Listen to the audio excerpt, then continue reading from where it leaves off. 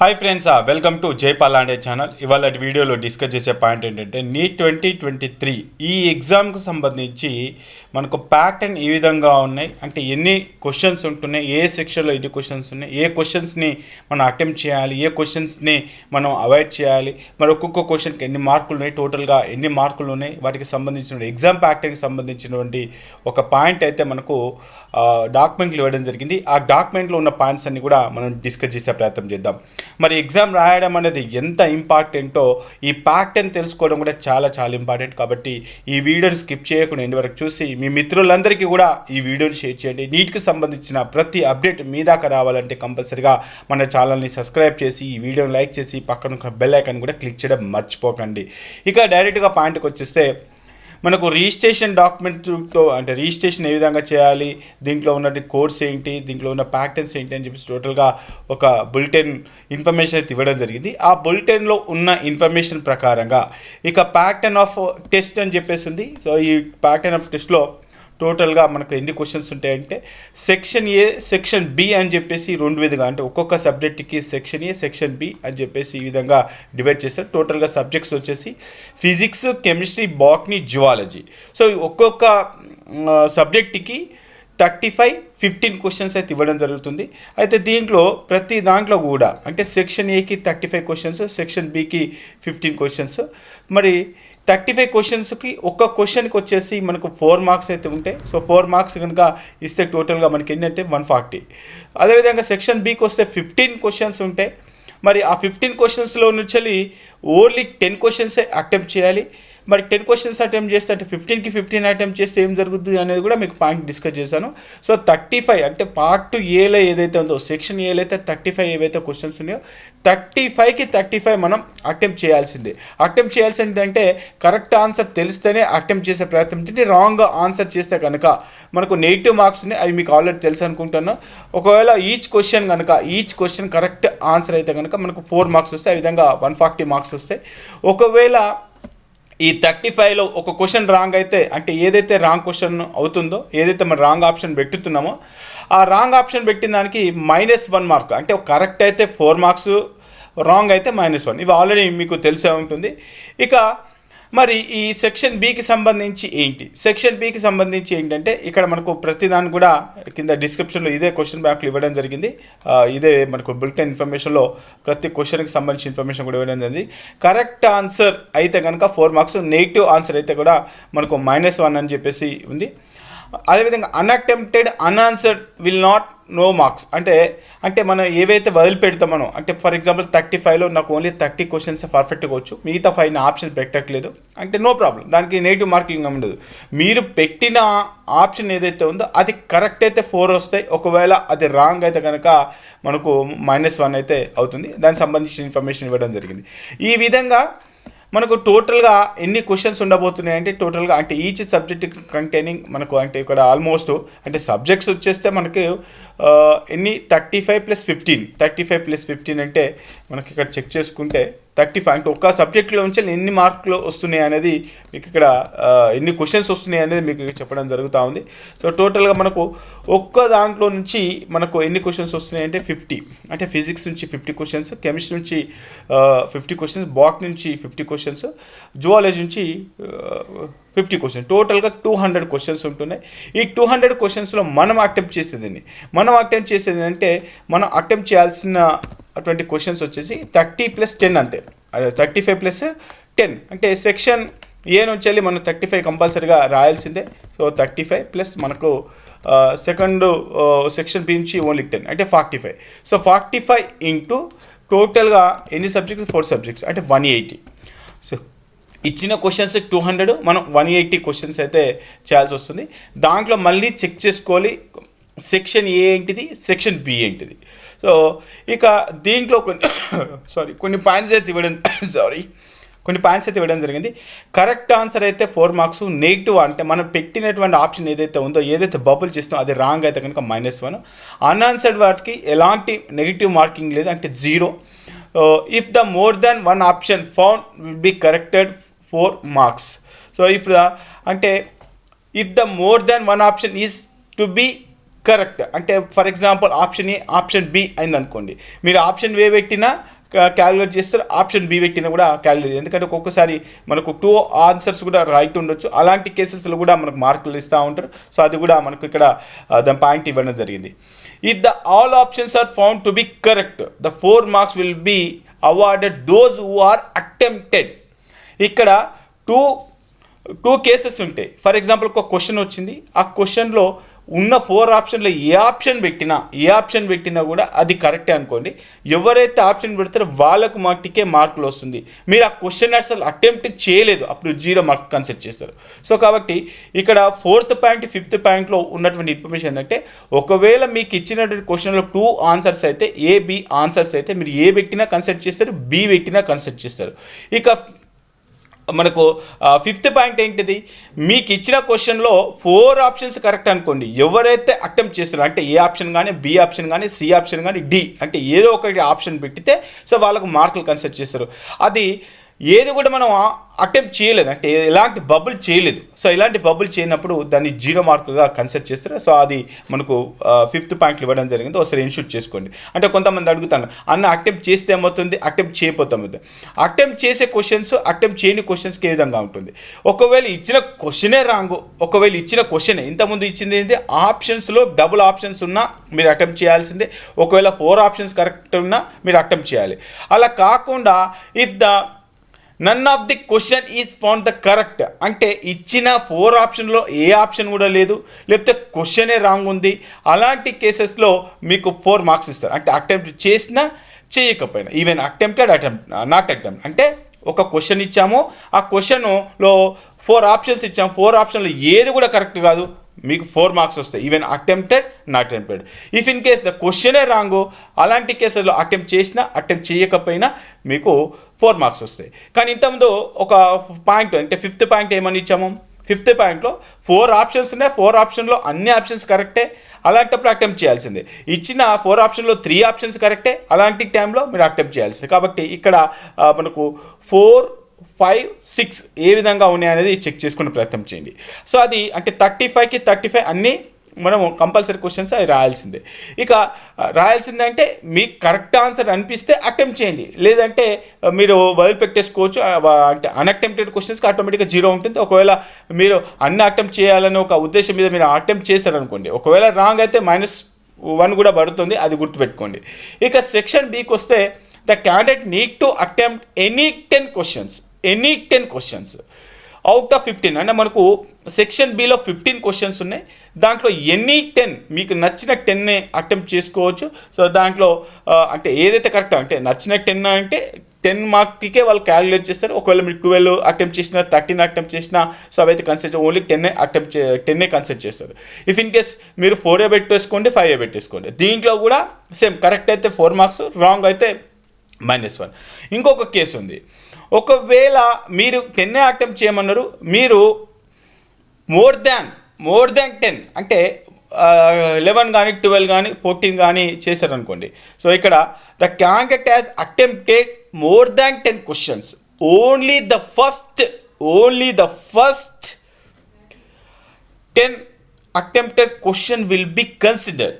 అంటే ఇప్పుడు 10 పెట్టేశారు, తర్వాత 14, 15 పెట్టారు అనుకోండి, ఫస్ట్ 10 క్యాలిక్యులేట్ చేశారు. లేదు నేను సెక్షన్ బిలో 1, 2 వదిలిపెట్టేసాను సార్, సో 1, 2 వదిలిపెట్టేసి నేను 3, 4, 5, 6 అన్నీ చేసుకుంటూ వచ్చాము అనుకోండి, అప్పుడు 3 నుంచి స్టార్ట్ అయిపోయి 12th క్వశ్చన్ వరకు వాళ్ళు కన్సిడర్ చేస్తారు. కాబట్టి ఇక్కడ ఫస్ట్ అంటే సీక్వెన్స్ ఆర్డర్లో ఉన్న ఫస్టే 10 వాళ్ళు కన్సిడర్ చేస్తారు. సో ఒకవేళ ఈ 15లో ఓన్లీ 9 అటెంప్ట్ చేశారు, 9కి 9 కరెక్ట్ అనుకోండి, 9 × 4. మీరు 5 అటెంప్ట్ చేశారు, 5 కరెక్ట్ అనుకోండి, 5 × 4. ఇఫ్ ఇన్ కేస్ మీరు అటెంప్ట్ చేసిన క్వశ్చన్స్ 12 ఉన్నాయి, ఈ 12కి 12 కరెక్ట్ అనుకోండి, 10 మార్క్స్ వస్తాయి.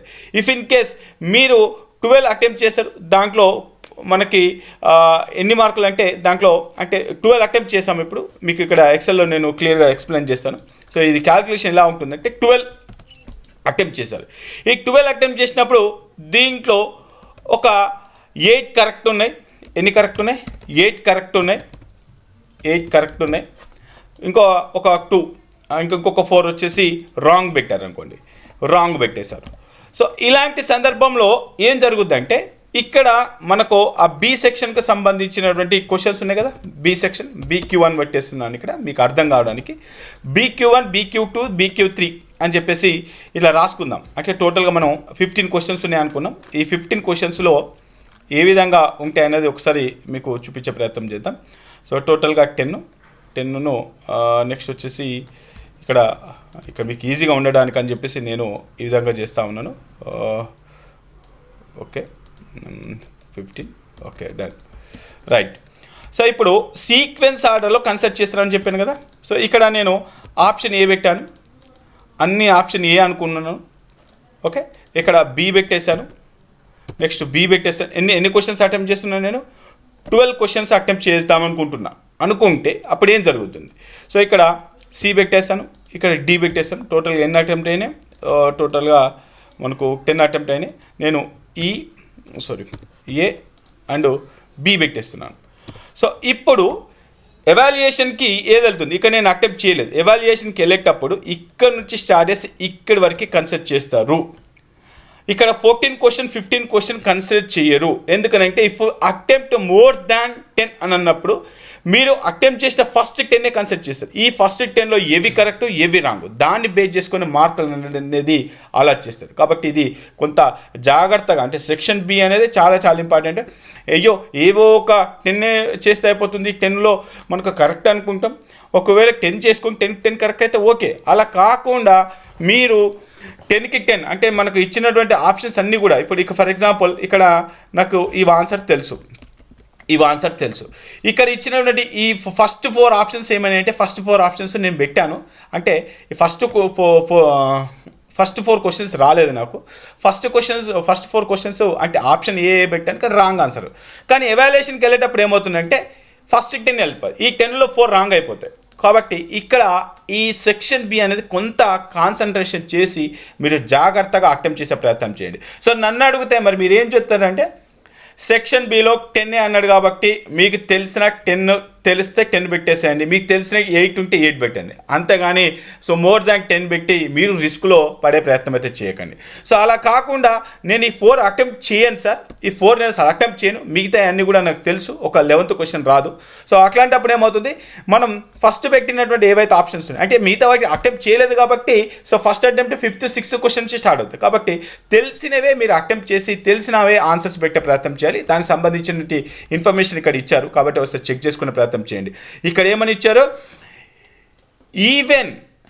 Event of the candidate has attempted more than 10 questions only the first 10 attempted question will be considered for the evaluation. There will be negative marking for section B అని చెప్పేసి కూడా క్లియర్గా mention చేశారు. కాబట్టి జాగ్రత్తగా మీరు ఫిల్ చేసుకునే ప్రయత్నం చేయండి. సో దీంట్లో కూడా ఒకవేళ క్వశ్చన్లో అంటే ఏదైనా క్వశ్చన్లో 2 ఆన్సర్స్ అంటే A option correct B option correct అన్నప్పుడు ఏ పెట్టినా బి పెట్టినా అటెంప్ట్ చేస్తేనే మార్క్స్ వస్తాయి. అదేవిధంగా ఒకవేళ ఇచ్చిన క్వశ్చన్స్లో 4 ఆప్షన్స్ కరెక్ట్ అనుకోండి, మీరు ఏ పెట్టినా బి పెట్టినా సి పెట్టినా డి పెట్టినా ఏదో ఒకటి అటెంప్ట్ చేసినా కూడా మార్క్స్ వస్తాయి. అసలు క్వశ్చనే రాంగ్ అనుకోండి, even attempted or not attempted మీకు మార్కులు వస్తుంది. ఈవెన్ ఇచ్చిన ఆన్సర్స్ అన్నీ కూడా రాంగ్ అంటే దాంట్లో అసలు కరెక్ట్ ఆన్సర్ లేదు అంటే ఆప్షన్స్ అన్ని 4 ఆప్షన్స్కి 4 ఆప్షన్స్లో ఏది కూడా కరెక్ట్ కాదు. అలాంటి కేసెస్లో attempted or not attempted they will give marks. కానీ దాంట్లో ఇచ్చిన దాంట్లో ఏవైనా 2 ఏవైనా 3 ఏవైనా 4 కరెక్ట్ ఆన్సర్స్ ఉంటే అలాంటి సందర్భంలో కంపల్సరీగా మనము ఆ ఆప్షన్ని అటెంప్ట్ చేయాల్సి వస్తుంది. కాబట్టి ఇక్కడ ప్రతి ఒక్కటి కూడా మనకు 17th పేజ్లో which is correct, which is not correct, which is negative marks, which is the +4 marks and which is the 0 marks calculation and section B. And if in case if you attempted more than 10 questions in section B, they will consider the first 10 questions అని చెప్పేసి very క్లియర్గా వాళ్ళు మనకు ప్యాటర్న్లో అయితే mention చేశారు. ఒకసారి check చేసుకునే ప్రయత్నం చేయండి.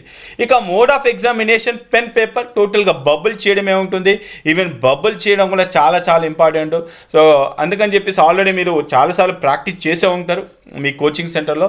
సో 1కి 2 సార్లు మీరు ఖచ్చితంగా చేయాలి, ఎందుకంటే అవన్నీ కూడా కంప్యూటర్లో స్కాన్ అవుతూ ఉంటాయి. సో స్కాన్ అయ్యేటప్పుడు ఎలా ఉంటాయి ఏంటి అని చెప్పేసి అవసరం అనుకుంటే ఒక డెమో ఆల్రెడీ స్కానింగ్ ప్రాసెస్ ఏ విధంగా ఉంటుంది, బబుల్స్ ఎలా స్కాన్ అవుతాయి, రాంగ్ బబుల్ చేస్తే ఏమవుతుంది, ఒకవేళ ఆఫ్ బబుల్ చేస్తే ఏమవుతుంది, ఆ స్కాన్ ఎలా డిటెక్ట్ చేస్తుంది అనే దానిపైన స్పెషల్గా ఒక వీడియో చేసే ప్రయత్నం అయితే చేద్దాం. సో దీనికి సంబంధించినటువంటి ఇన్ఫర్మేషన్ అయితే ఇక్కడ ఇవ్వడం జరిగింది. ఇది పెన్ పేపర్ ఇక మీకు దాంట్లో డౌట్ లేదు, ఎప్పటి నుంచో మనకు ఆఫ్లైన్ అంటే ఇది పెన్ పేపర్తోనే ఉంటుంది. నెక్స్ట్ డ్యూరేషన్ వచ్చేసి 3 hours 20 minutes 3 hours 20 minutes duration అయితే ఉంటుంది.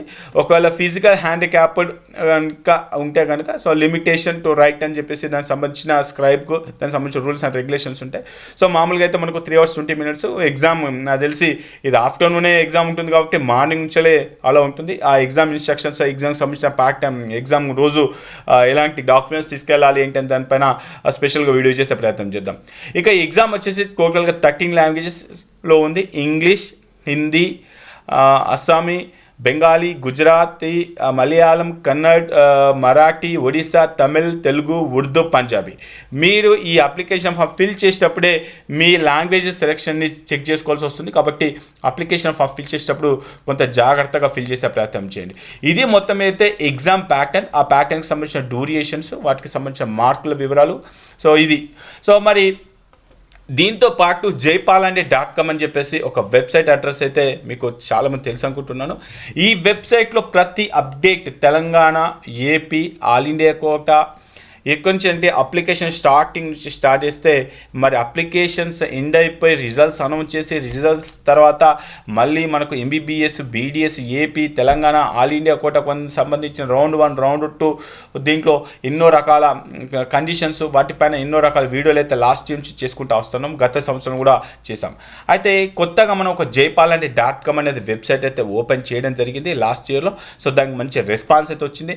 ఈ వెబ్సైట్ వల్ల మనకు కౌన్సిలింగ్ టైంలో మనకు వచ్చిన ర్యాంక్కి మనం ఓసీలో ఏ పొజిషన్లో ఉన్నాము, అది ఇంకా బీసీలో ఏ పొజిషన్లో ఉన్నాము, తెలంగాణలో ఏ పొజిషన్లో ఉన్నాము, మెరిట్లో ఏ పొజిషన్లో ఉన్నాము, మనకు వచ్చిన ర్యాంక్కి ఎక్కడ సీట్ వచ్చే అవకాశాలు ఉన్నాయి, లాస్ట్ ఇయర్లో మన మెరిట్ ఆర్డర్కి ఎక్కడ సీట్ వచ్చింది, మన ఆల్ ఇండియా ర్యాంక్కి ఎక్కడ సీట్ వచ్చింది, మన మార్కులకి ఎక్కడ సీట్ వచ్చింది, ఏపీలో వచ్చిందా, తెలంగాణలో వచ్చిందా, రౌండ్ 1లో వచ్చిందా, రౌండ్ 2లో వచ్చిందా, మరి ఫస్ట్ రౌండ్లో సీట్ వస్తే ఫస్ట్ రౌండ్ నుంచి ఏ రౌండ్కి వెళ్ళాలి ఏంటి, వీటికి సంబంధించినటువంటి ఎన్నో రకాల అప్డేట్స్ అయితే మీ ముందుకు తీసుకురావడం జరిగింది లాస్ట్ ఇయర్లో.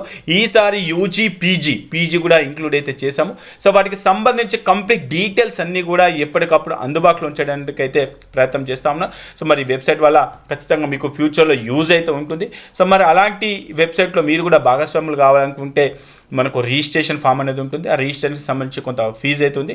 ఆ ఫీజు పే చేసి మీరు రిజిస్ట్రేషన్ చెక్ చేసుకొని ప్రతి క్యాండిడేట్కి సంబంధించినటువంటి అలాట్మెంటు, వాళ్ళకి ఆల్ ఇండియా కోటాలో సీట్ వచ్చిందా, తెలంగాణలో సీట్ వచ్చిందా, ఏపీలో సీట్ వచ్చిందా, వస్తే ఏ పొజిషన్లో వచ్చింది ఏంటి, వాటికి సంబంధించిన ప్రతి ఒక్క అప్డేట్ కూడా తెలుసుకునే ప్రయత్నం చేద్దాం. శాంపుల్గా మీకు ఒక రికార్డు ఓపెన్ చేసి చూపిస్తా ఉన్నాను. సో ఇక్కడ మనకు రాజు అనే క్యాండిడేట్కి ఇక్కడ ఆల్ ఇండియా ర్యాంక్ ఎంత వచ్చింది, మెరిట్ తెలంగాణ మెరిట్ ఎంత వచ్చింది, ఏ ఇయర్లో, ఓసీ, మరి ఈయనకు ఫస్ట్ పేజ్లో ఎక్కడ గాంధీలో సీట్ వచ్చేసింది. సో వీటికి సంబంధించిన ఇన్ఫర్మేషన్ దాంతోపాటు వేరే ఒక క్లిక్ చేస్తే కనుక సో ఇక్కడ ఇతనికి కూడా మనకు టాప్లో ఉన్న 100 మెంబర్స్కి అందరికీ కూడా గాంధీలో సీట్ రావడం జరిగింది. మరి తెలంగాణ మెరిట్లో ఉన్న ఫస్ట్ క్యాండిడేట్ ఎవరు, తెలంగాణలో ఉన్న ఫస్ట్ మెరిట్ క్యాండిడేట్ ఎవరంటే ఇక్కడ మిథిల.